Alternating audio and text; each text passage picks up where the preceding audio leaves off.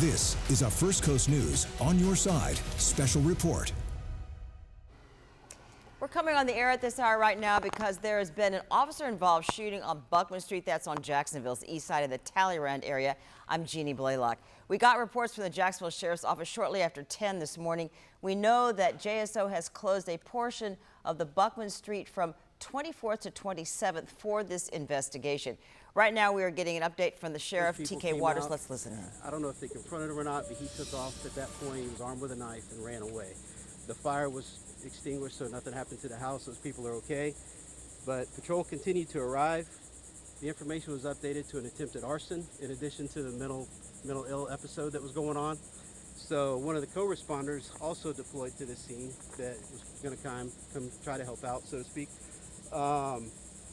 As they set up a perimeter, because he was on foot running, they were on the perimeter for about an hour and a half. It got to a point that they were going to break the perimeter down because they couldn't locate him, and he had covered quite a bit of distance. So at that point, the co-responder was on the scene with the suspect's family back at the location where it all started. At that point, just a couple minutes later, as they're breaking the scene down, one of our canine officers observes the suspect walking down the sidewalk and makes contact with him. The description had gone out. Our suspect had been shot in another incident as a victim previously, so he had some disfigurement in his face and scarring.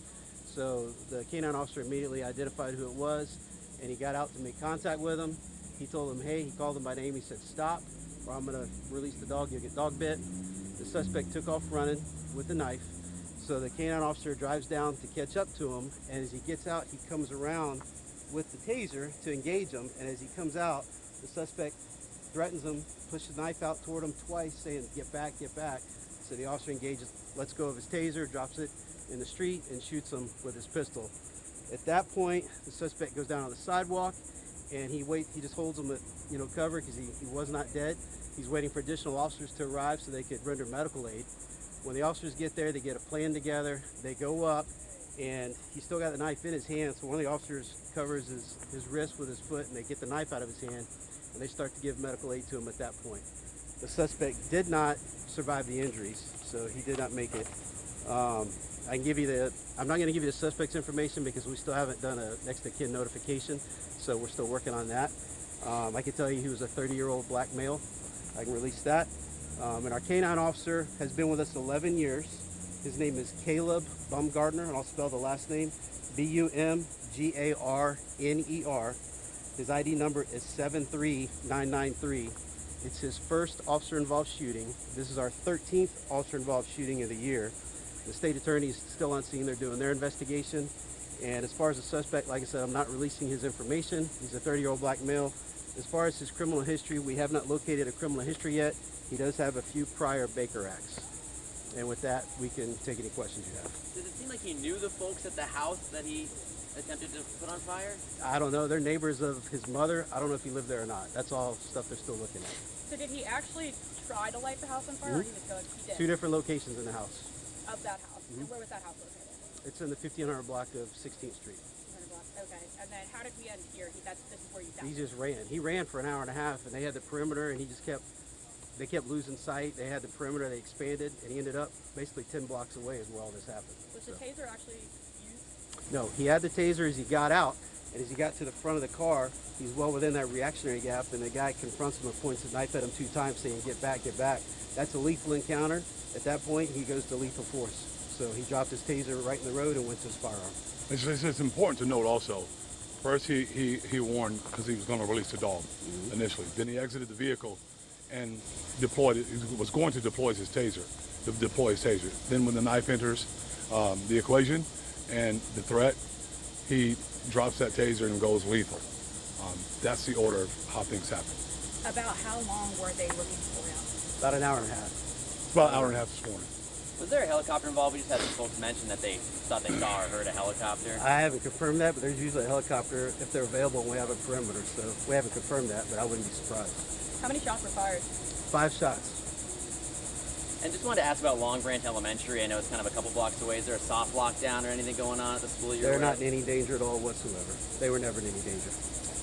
Does JSO have I know probably have a protocol with someone, you get a call about being mentally ill in a sense, but can you just describe, I guess, that maybe there's a fine line in terms of when there's a threat versus someone mentally ill and how to deal with that?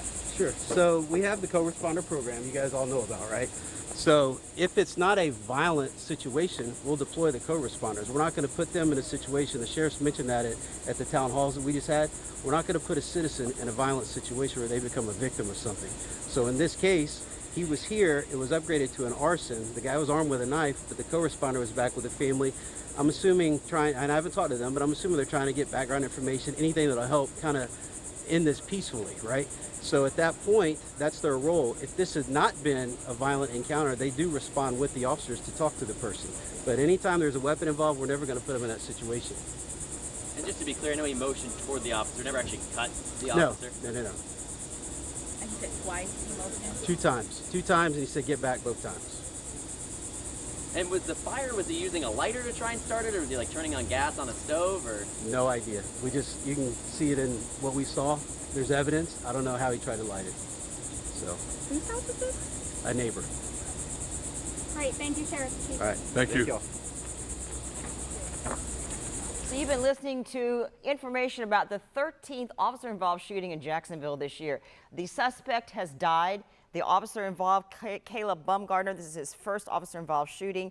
Apparently, there was a man who had some Baker active information in the past. He'd been Baker active before, was on the loose for an hour and a half running around the Talleyrand area, police in pursuit.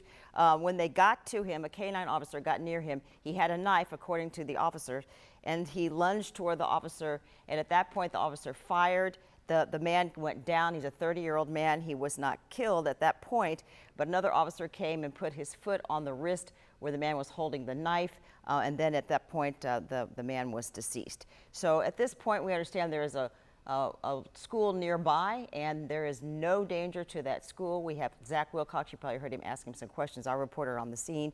So again, the officer is okay.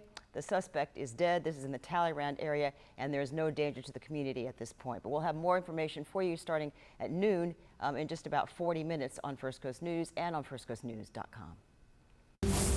This has been a First Coast News On Your Side special report. First Coast News is always on. Stream now on First Coast News Plus.